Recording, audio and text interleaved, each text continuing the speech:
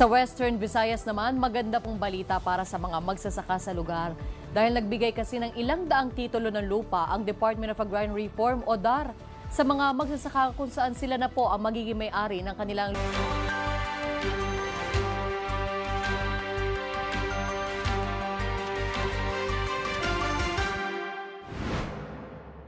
mga mangunguma sila ng mangintagiya sa ining mga kadutaan. So, paslamat kita sa bagong administrasyon, Republic Act 11953 na nagdula, nagkundon sa sining mga balayran sa aton nga mga mangunguma.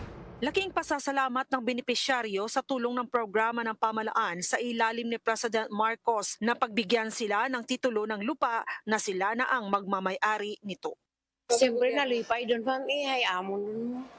Ay ti kami mo nagabayad abi ka tax. Dason before nagabayad kami ka renta sa Tagiya. Dason karang origin BOS gin award sa mga farmer.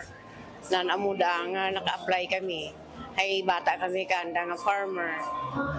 Madamo gid nga salamat sa kay President Marcos kag sa kay Yusek Secretary Palmares nga ginbuligan na gid kami nga matigayon na yang nga manginamo.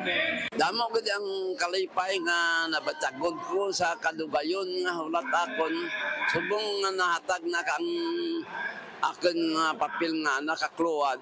Iduluro gid nga salamat sa nagprokurar ilabi gid sang DAR nga nagtigayon kadya ka programa. Maliban dito, nagbigay din ang DAR ng mga farm machineries, equipment at mga organikong patabas sa mga Agrarian Reform Beneficiaries Organization o ARBOS sa Pasay City at Concepcion, Iloilo at sa mga munisipalidad ng Hordan at Sibunag sa Guimaras. Ang kabuang halaga ng proyekto ay umabot sa mahigit 75 million pesos.